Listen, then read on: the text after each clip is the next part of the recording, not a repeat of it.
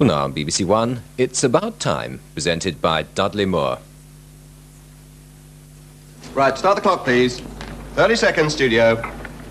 Keep it quiet, please. Settle down. It's about time. End sequence. Take one. 15 seconds, studio.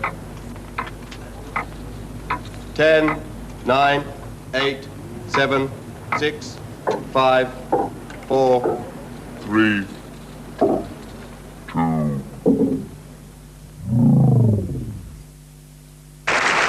And the next contestant is Mr. Dudley Moore.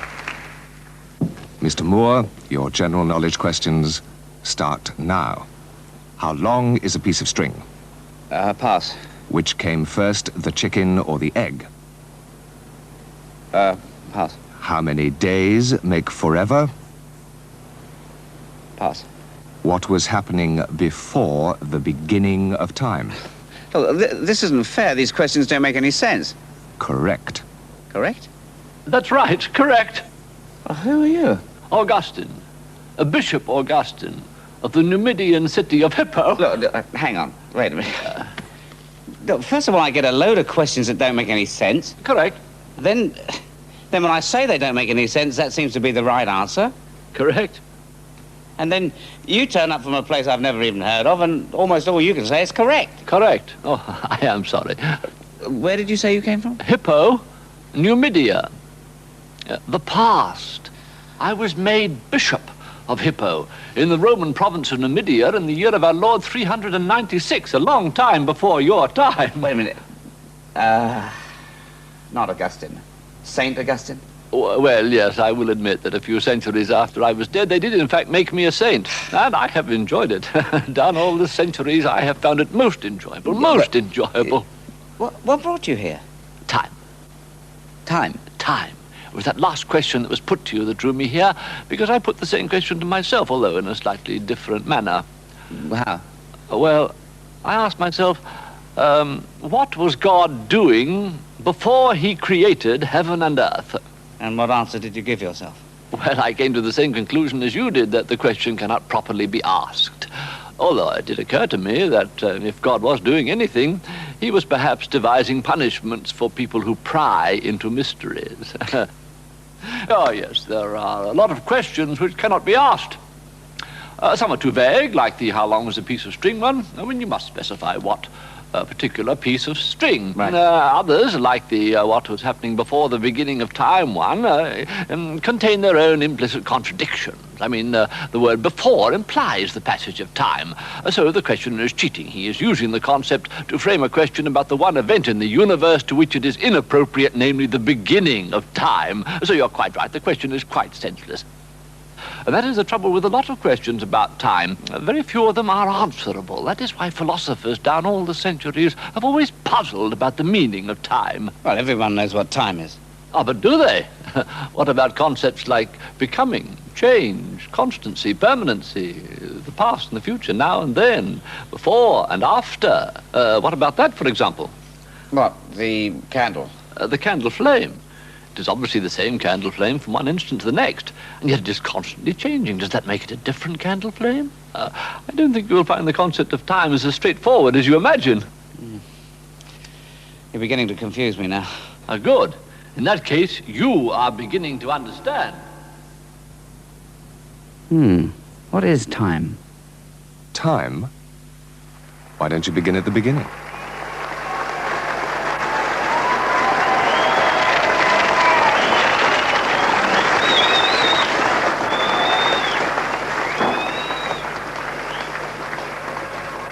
Thank you. Thank you. And now, for a little piece entitled Back to the Beginning of Time. Thank you.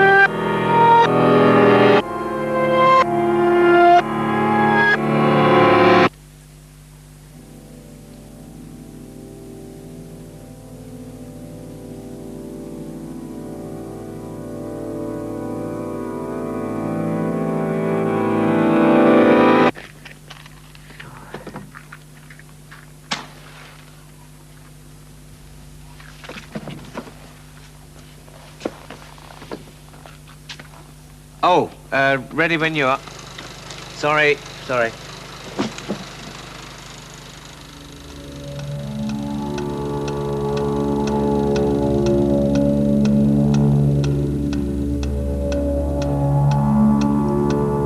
Did our universe have a beginning?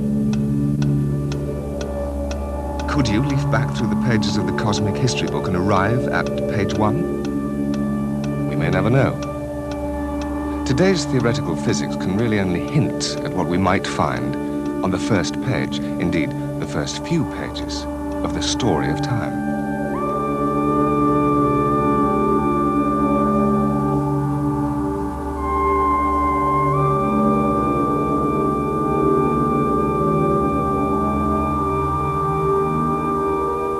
What follows is a description of how it may have been.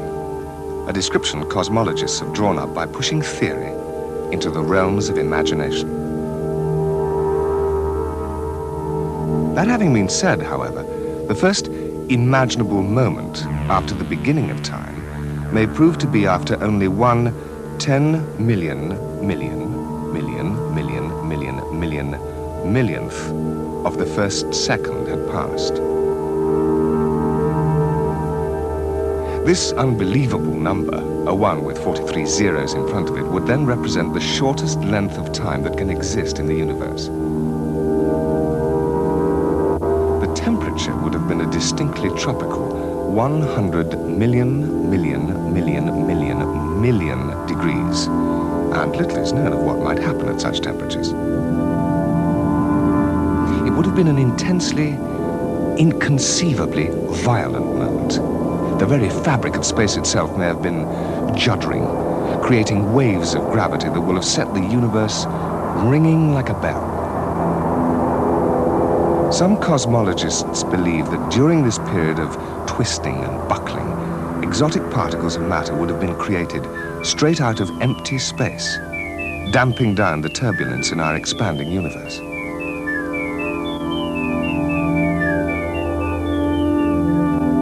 But as the first millionth of the first second of the universe had passed, when its size could already have been as much as 10 kilometers across, countless numbers of those extraordinary particles that we saw before would have disintegrated and decayed, many of them never to appear in the universe again. Quite a bit further on, everything had cooled, if cooled is the right word, to 100,000 million degrees, 7,000 times hotter than the center of our sun. There are no atoms or molecules yet, though. It's still far too hot for them to exist. For the moment, it's a raging furnace in which matter, antimatter, and radiation are crammed together into a universe that may already be 40 million kilometers across. As the universe became 1 second old, the temperature was still easily high enough for bizarre but crucial events to be taking place. Until now, the universe had contained roughly equal amounts of matter and antimatter. What imbalance there was a tiny one. But by the time it was celebrating its first second of existence, most of the particles of matter in the universe had been destroyed by colliding with particles of antimatter. The result of these collisions? Light. Saturated with light, and now containing only a relatively small amount of matter, 13 more seconds were needed before the universe was cool enough for the nuclei, the central portions of atoms, to be formed. It was now a mere 3,000 million degrees in the shade, so to speak, and the universe should have been ready to start building the atoms of the first compound element on its list, an element called helium. It should have been ready, but it wasn't. The weak link was a terribly fragile type of hydrogen known as deuterium. Although everything else was all set to go after 13 seconds, it was still too hot for deuterium to be stable.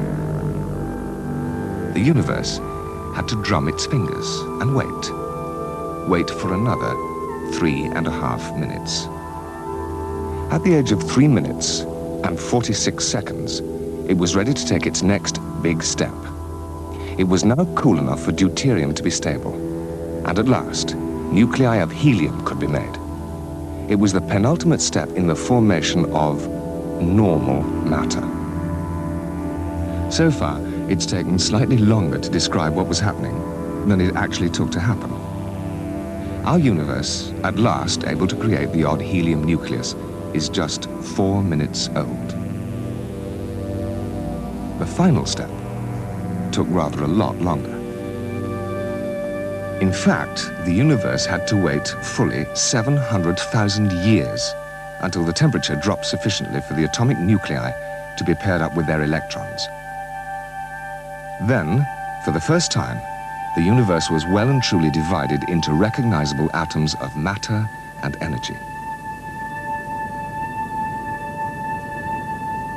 As eddies in the universal gas clumped together under gravitational attraction, galaxies and stars could at last be formed.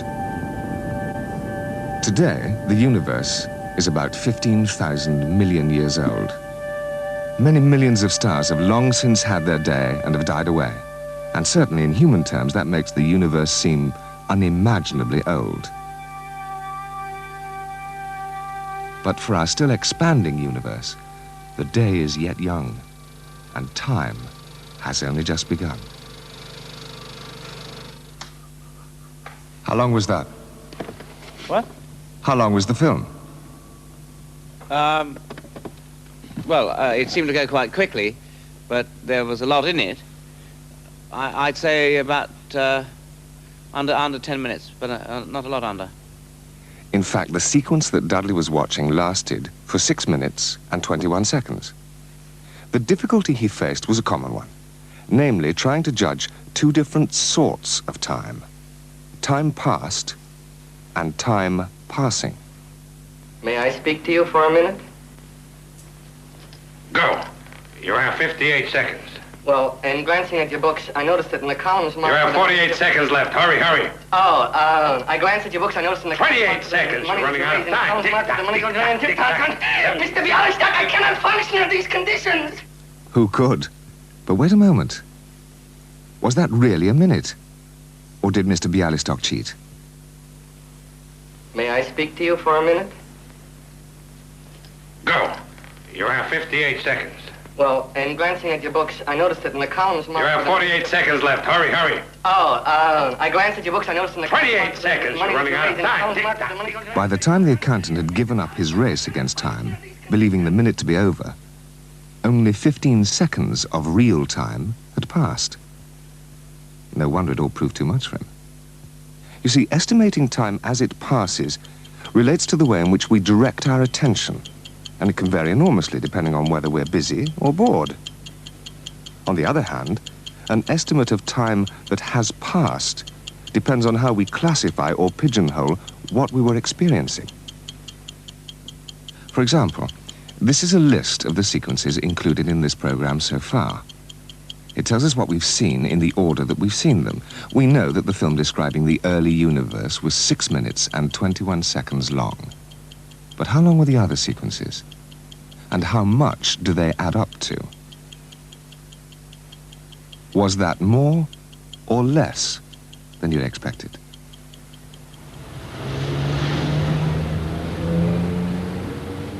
It's been a pretty ordinary day for the Tempo family.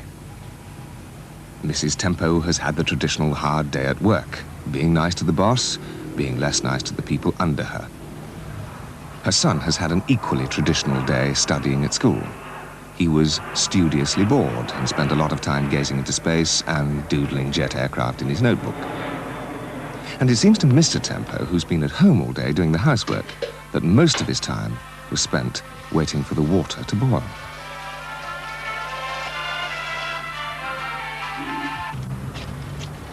For each member of the family, the way they perceived time during the day was different. I'm home, Teddy. All right, darling. Have a busy day? Awful. Non-stop all day.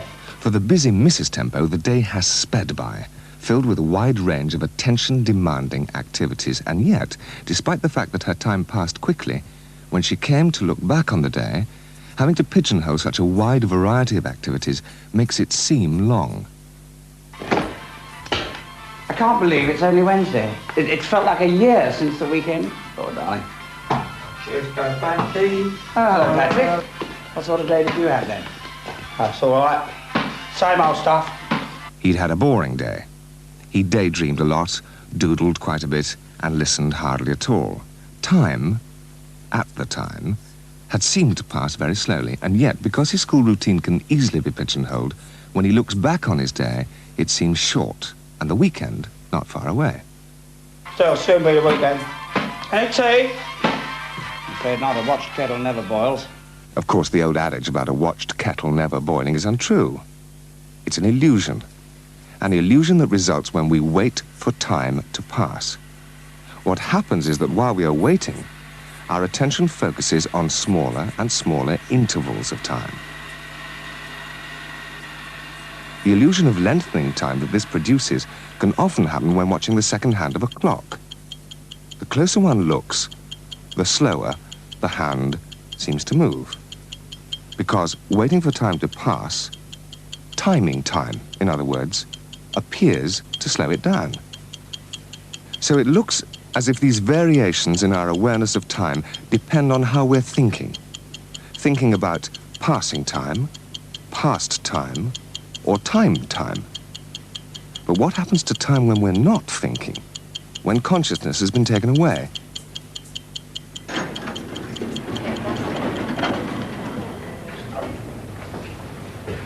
Are you all right? What are you doing after the op?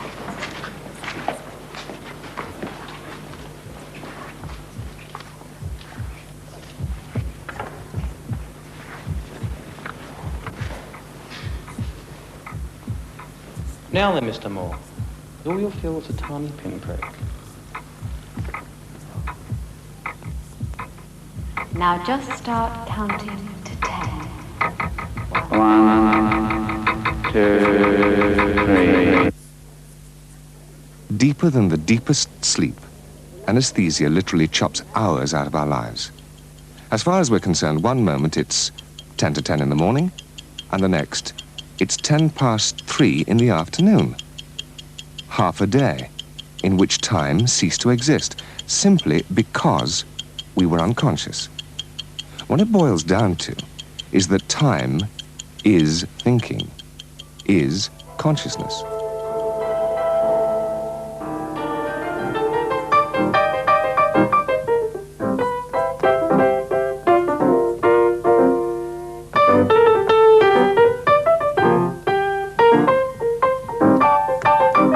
What's that you're playing? It's a jazz piano style I learnt from Merrill Garner. Ah. It seems to me rather like time. Really? How? Well, the right hand is moving in our human perception of time, sometimes fast, sometimes slow, while the left hand is chugging along in a sort of absolute time, you know, hours, minutes and seconds type time. Except that it isn't like that. Huh? Well, not really.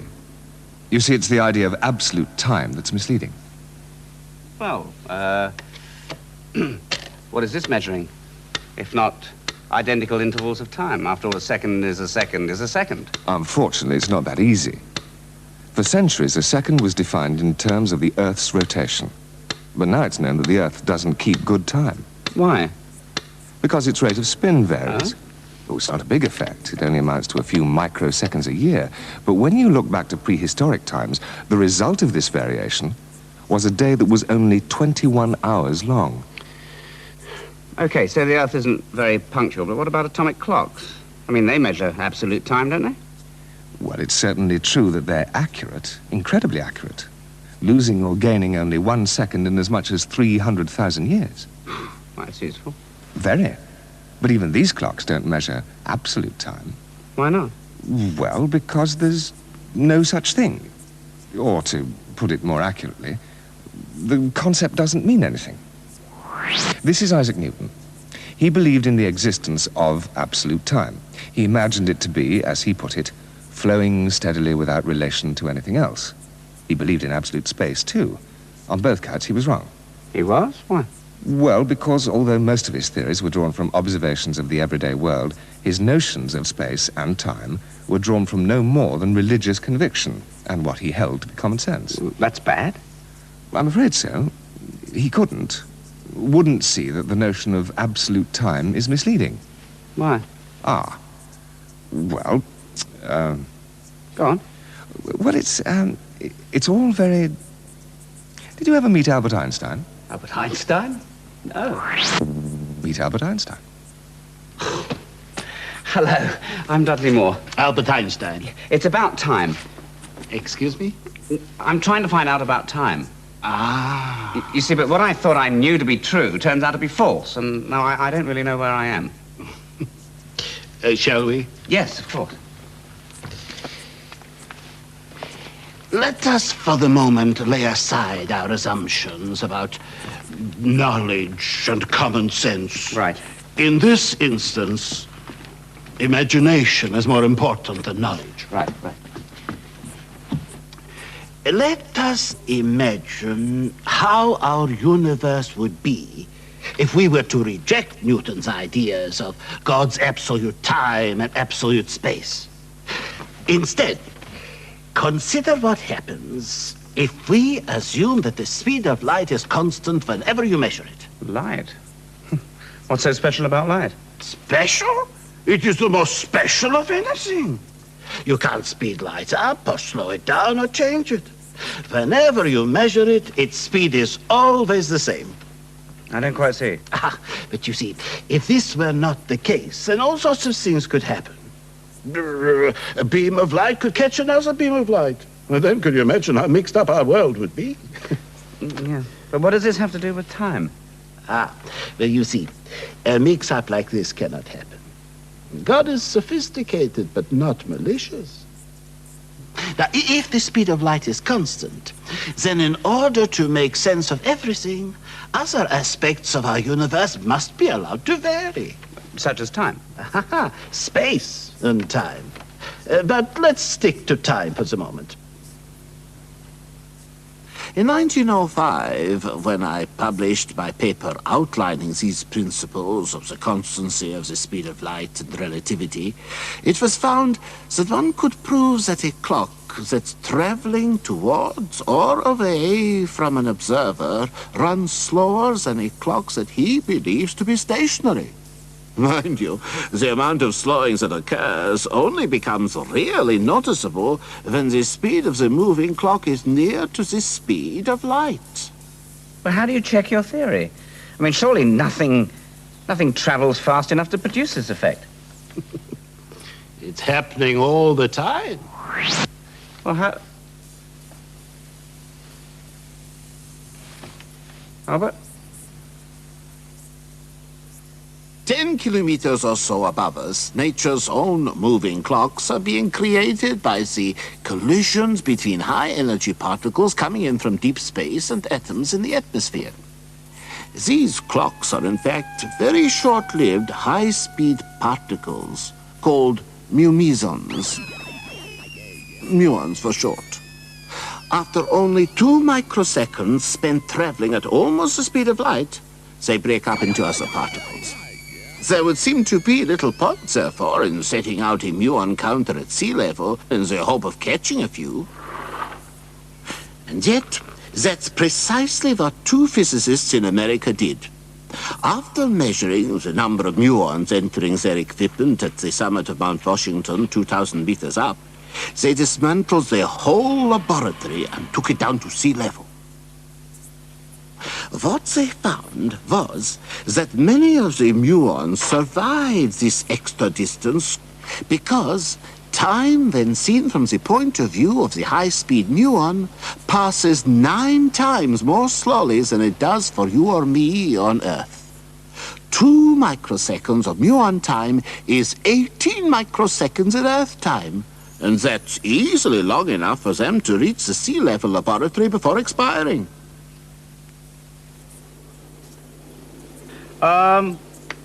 You ready for this paradoxical experiment, then? Oh, that would be the twins paradox experiment, Dad? Quite right, Dad, yes.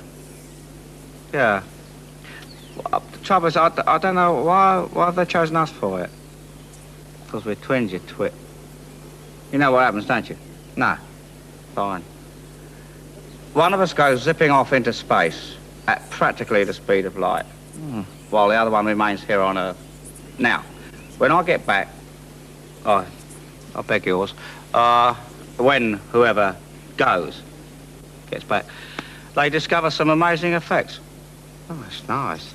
Oh, it's lovely. Many concepts in physics are first posed as thought problems. And one of the most famous is called the twins paradox. It refers to the curious discrepancy in the amount of time that would pass for each twin if one of them were to go off on a space trip. Let's imagine that throughout the trip, the astronaut twin spacecraft is accelerating at 1 Earth gravity, 1g, just for comfort. After a voyage of 12 years, during which time his speed would have climbed to 99% of the speed of light, he would return to find that his twin was now an old man, for whom 50 Earth years had passed. And bizarre though that may seem, if he'd chosen to spend his entire life zipping off to Andromeda and back, a journey that would take 56 years, accelerating at 1g, on his return he would find that 4 million Earth years had passed. Now, these effects are not only real, they have already been experimentally observed. A few years ago, atomic clocks were loaded onto commercial jets and flown around the world. It was found on their return that previously synchronized clocks now told different times. Well, how big was the effect? Well, when traveling westwards, the clocks gained 160 nanoseconds, and when traveling eastwards, they lost 50 nanoseconds. Nanoseconds? Is that a lot? What's a nanosecond? Well, that's not much, I'm afraid. A nanosecond is only 1,000 millionth part of a second. Not very much. No, you're right. Still, it's a sort of time travel, isn't it? In a way, yes. I've always fancied time traveling myself. Really? Yeah. Oh, that can be arranged.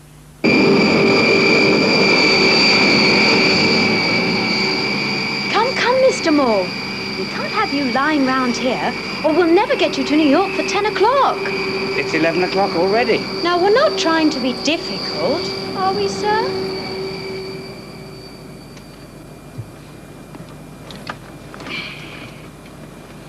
Good book? Oh, brilliant. Oh, Dudley Moore. Isaac Asimov. The very man.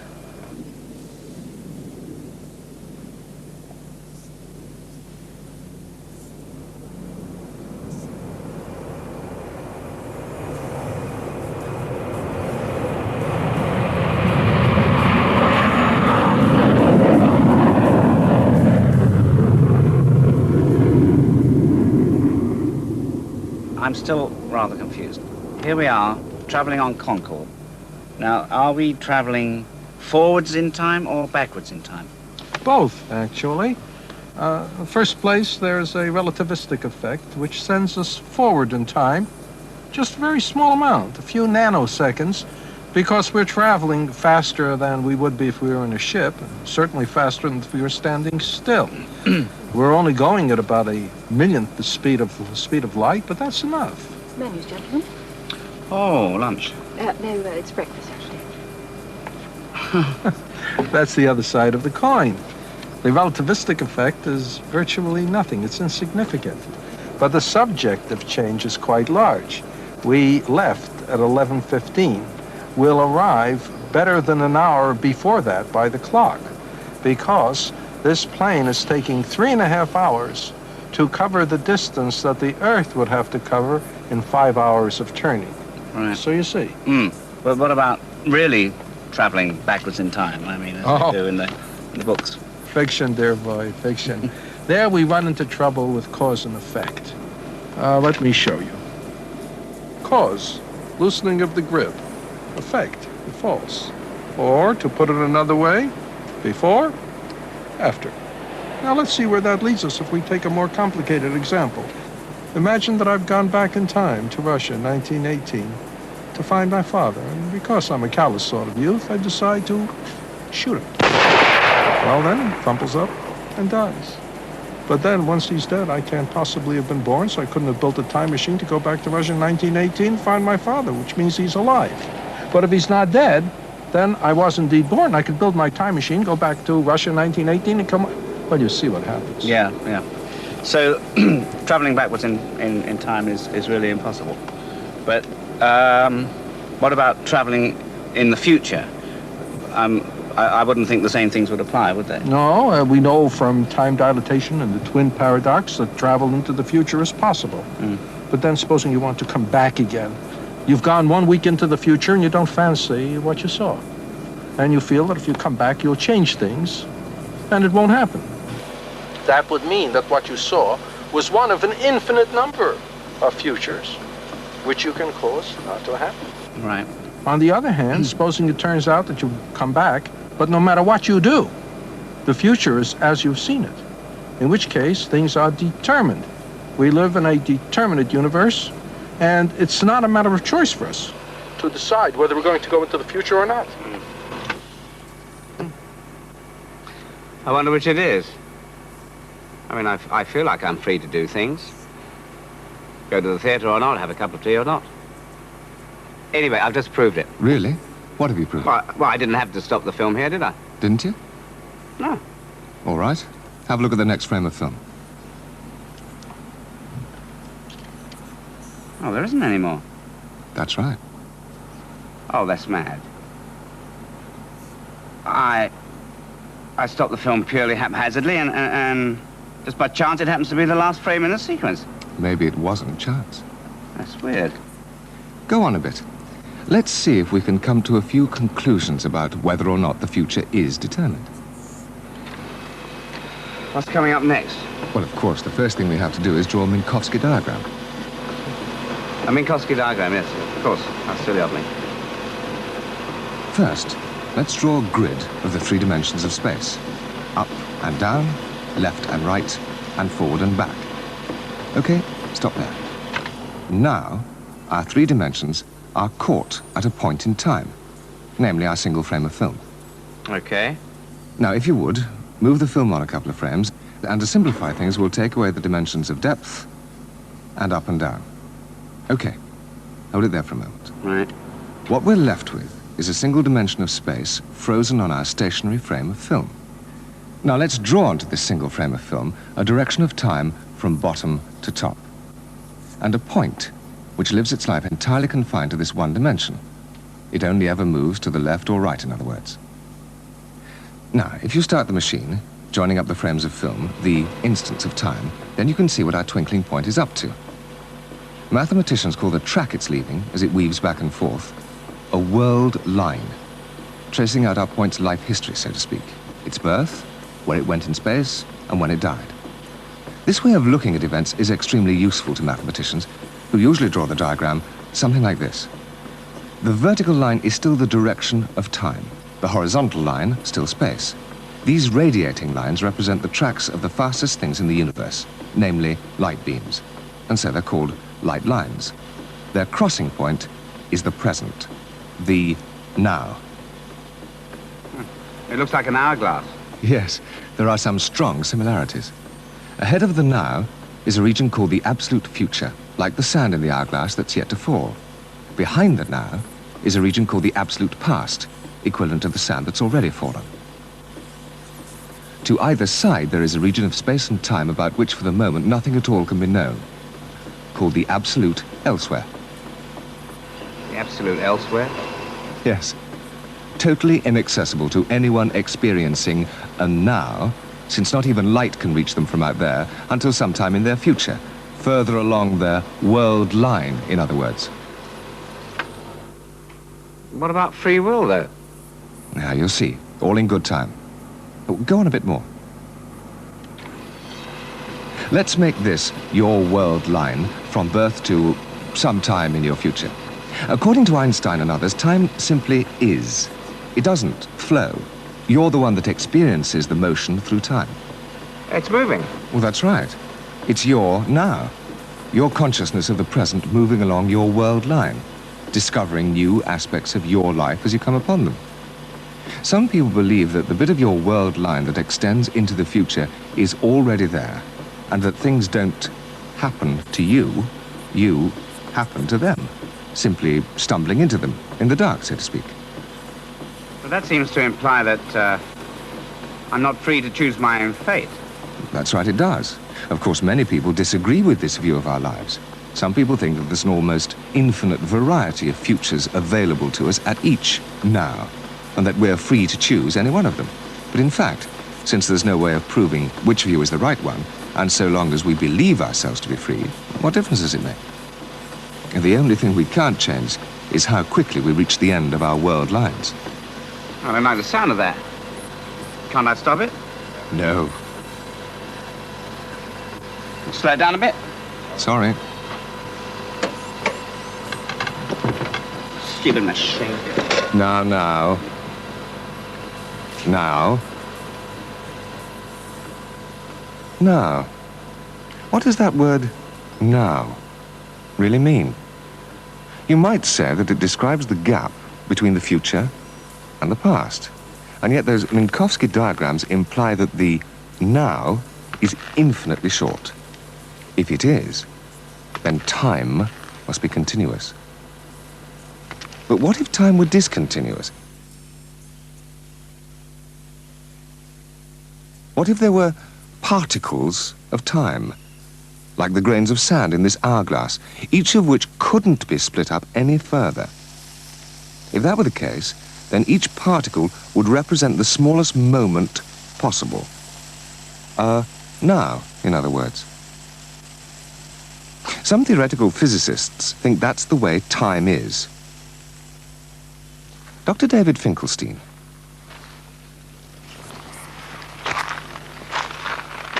The main thing to remember is that while time may be very hard to talk about, it's not itself a hard thing, like a piece of flint, like this. Time is the relation between things that happen. If you like, time is just one damn thing after another.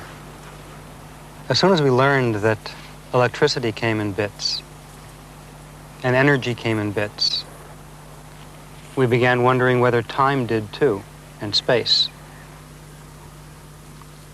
And these bits were called chronons. These bits too aren't material objects. They've got to be events, happenings, the things of which time is made, like the sun going down.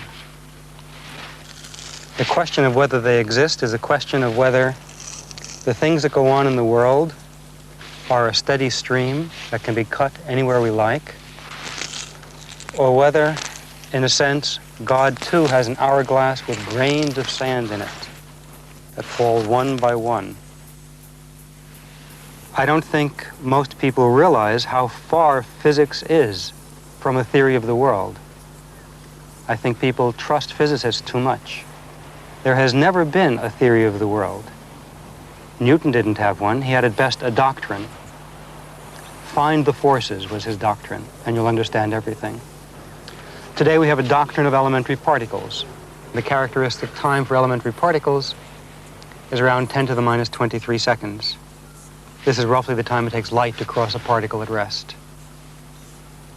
If the chronon were that big, then it would be important for the structure of elementary particles, matter, and the rest of the universe.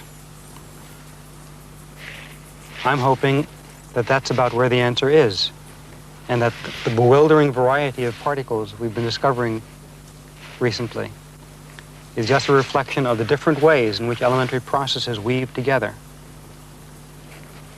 The other possibility, an extreme one, is to ask how small a division of time can be made before the energy required to make that division gets so large that it in turn creates a black hole that swallows up the event. That time is around 10 to the minus 42 seconds. The very question of the continuity of nature has been with us as long as people have worried about time at all. Heraclitus said that time is as a child playing checkers. Zeno 5 centuries before Christ, raised the following paradox. Let's get my old friend the flint back again. Zeno considered the following experiment. If we drop it, it hits the ground. Then he proved that couldn't happen. Because in order to reach the ground, first it has to fall halfway. Then it has to fall half the remaining distance. Then half the remaining distance. Then half the remaining distance. If you can always cut the distance that remains in half, it seemed to him it took an infinite number of acts before it could reach the ground. How can you carry out an infinite number of acts in a finite time? Therefore, it never reaches the ground. It's an infinite sequence that never terminates. We are all immobile, according to this argument of Zeno. Before we can move any distance, we must move half that distance, and so on. Lord Russell, back about the beginning of the century, used the movies to convince himself that just because life looks continuous is no reason to suppose that it actually is. Because the movies, too, are one frame after another, and yet give this illusion of continuity. The main question is, if there are chronons, if there are frames in the world motion picture, how many frames per second is the show going on at? This continuity in the world motion picture show, the fact that we do see time as just one thing after another, has given rise to a concept known as the arrow of time. It refers to something so basic we're hardly aware of it, and yet as sure as one day follows the next, if it changed, life would be unlivable. What is this strangely powerful concept? Quite simply, it is the fact that one day does always follow the next, that time does always flow in a single direction, from the future to the present and into the past. Time's arrow, in other words, always seems to point the same way. And perhaps it's just as well. After all, a clock whose hands occasionally went forwards and occasionally went backwards might be worth something as a curiosity, but as a means of telling the time? We live in a world of endless one-way changes, and we become aware of time by observing these changes. Changes in the position of the hands on our clocks, changes in nature, and changes in our consciousness of events.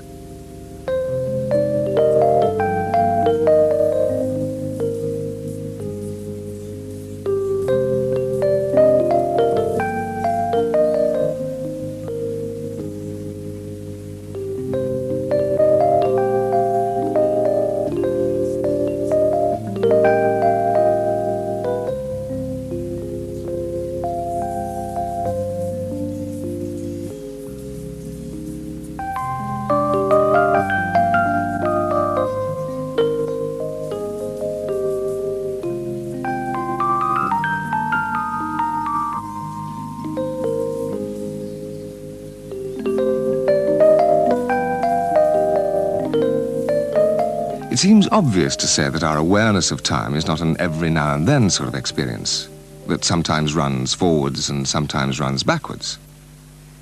And yet, if the interactions and collisions of atomic particles were our only guide, it would be very difficult to say which way time was going.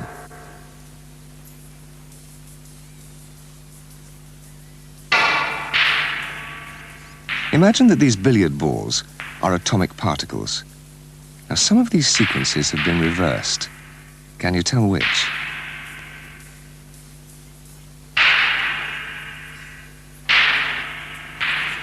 When balls pop up out of the pockets, of course, it's obvious. But by and large, each collision looks right. In other words, it behaves according to our expectations, whichever way you run the film, forwards or backwards. But as we've already seen, our large-scale world isn't symmetrical in time. Once we start to look at larger and larger groups of particles, the arrow of time becomes more and more apparent. Although it's possible that all these balls could arrive at the same place, at the same time, with just enough energy to cancel out each other's motion, sending the white cue ball up the table to be stopped by the cue, it is rather unlikely. It's this unlikeliness that gives time its arrow. Let's look at what's happening in this beaker. Here, Instead of a few particles, there are literally billions. The molecules in the crystals of our sugar arrow are jiggling about in a fairly ordered way, while the molecules of water are moving around in a random fashion much more quickly. For the moment, it's a fairly clear-cut and organized arrangement, but one of the universal laws of nature predicts that this cannot last. There is an overwhelming tendency in physical systems for orderliness and organization to break down into disorderliness and chaos. The measure of this increasing chaos is called entropy, and inevitably, as the entropy in the system increases, the outcome of this experiment will be a beaker full of reddish, sugary water. So the universal arrow of time always points towards the future, because each moment is in a greater state of disorder, in a mathematical sense, than the moment before. It is, after all, a more precise way of saying that, given time, everything decays.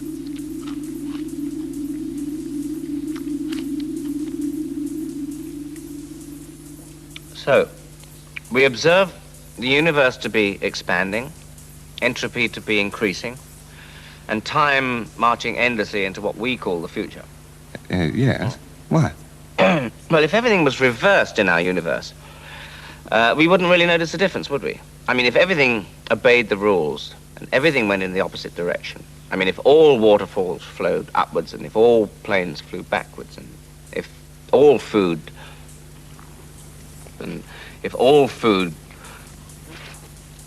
went the other way. Yes, quite, of course, yes. You're absolutely right.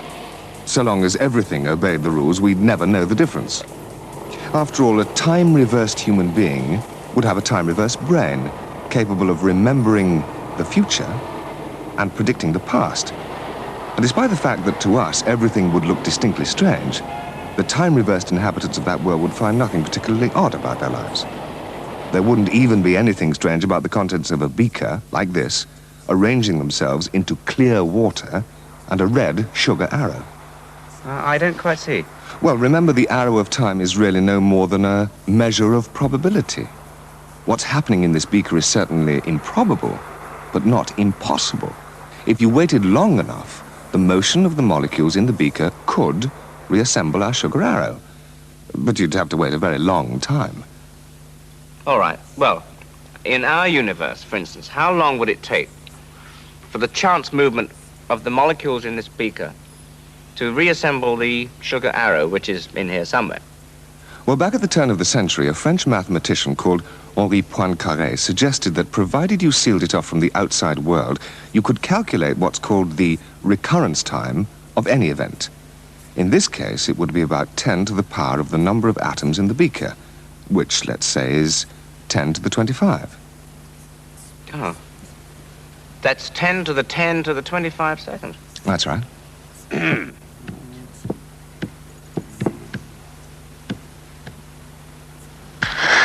Oh. That's a very long time. Oh, yes. It could be quite a bit beyond the end of time. The end of time? Is there something you're not telling me? Pardon? Well, you mentioned the end of time. I'm not sure I like the sound of that. I mean, if it's going to come soon, I'd quite like to make a note of it in my diary, you know. End of time, no appointments today. Don't worry. It's still a long way off. Oh, well, that's a relief. In fact, in cosmic terms, we've only just begun. Good. Right at the moment, our universe is about 15,000 million years old, and there's some debate about what it's eventually going to do. The outcome hinges on, of all things, an estimate of how many atoms there are in the universe.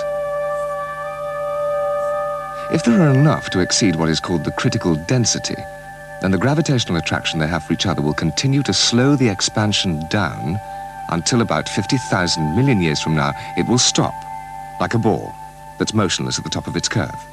Then the universe would begin to fall in on itself, slowly at first, until 50,000 million years later, it would be exactly the size it is now, but contracting. After another 15,000 million years, it would return to those unimaginably hot, dense moments that were occurring at its birth. Both space and time will then come to an end, and our universe will cease to exist. Some cosmologists have suggested, however, that such a cycle may continue, heralding the birth of another universe. This would mean that ours may simply be one of an infinite number of universes bouncing endlessly in and out. Nobody will ever know. Nothing, not even time, could survive those moments in between when the universe occupies no space, but is infinitely heavy, infinitely hot, and infinitely small. Right, so the end of time may be 100,000 million years in the future. Does anybody know whether there are enough atoms in the universe for gravity to overtake expansion? No, not really. Although if current experimental evidence turns out to be true, there aren't enough atoms in the universe. There is, on average, only one atom of visible matter for every 100 liters or so of empty space, and that's only 1% or so of that critical density. Black holes and other strange astronomical creatures may alter this figure, but at the moment, it looks as if the universe has a rather empty future.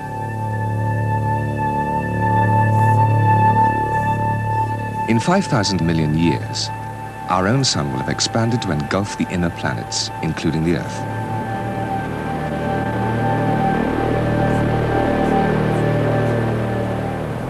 It will then collapse, becoming an incredibly dense object, about the size of the Earth, called a white dwarf. Indeed, a piece of a white dwarf, the size of a sugar cube, would weigh over 5 tons.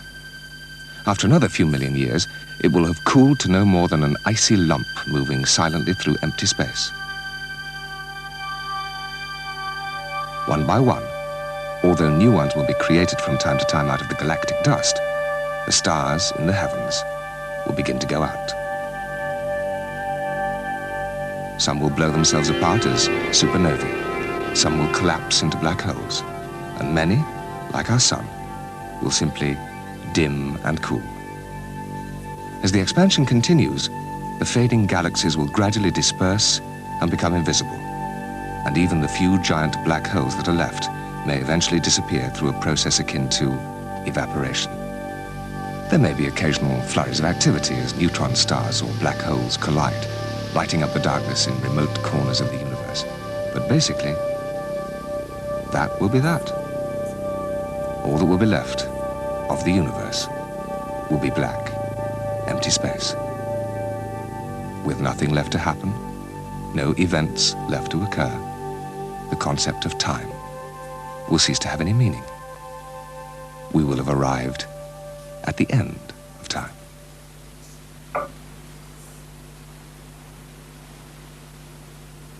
Good night. Right, thank you, studio. Hang on a moment, will you? Just waiting for the... Yes, okay, I will do. We're just waiting for the... Yeah, okay, good. Right, thank you, studio. That's the clear. Thank you very much. Bit of a bleak end to it all, isn't it? No, I thought you were fine. No. No, time, the universe. Oh. Yes? Yeah, well, okay, I'll see you in a minute, okay? Sure. Sorry, Dudley, you were saying? No, it's the end of time. It's a bit difficult to grasp. Makes all this seem a bit, pointless. Yeah. Well, I must be getting on. Tempus fugit and all that sort of thing. Yeah? Fugit, Walter.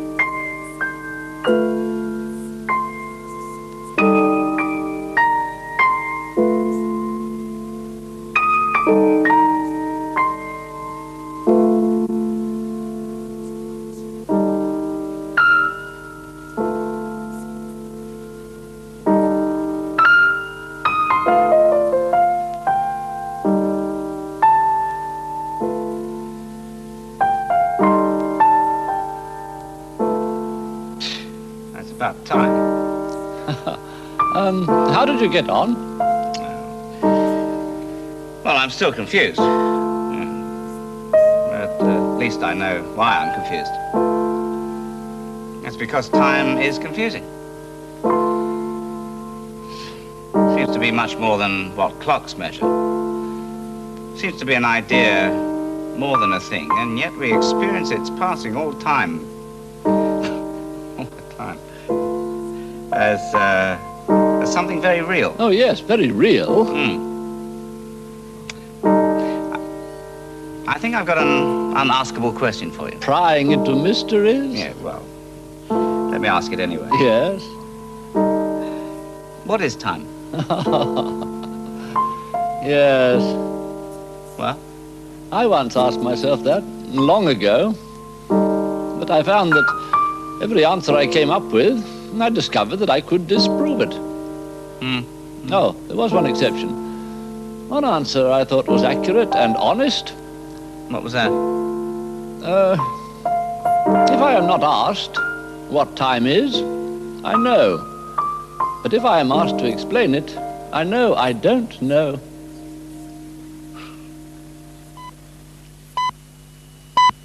At the third stroke, it will be 10, 41, and 10 seconds.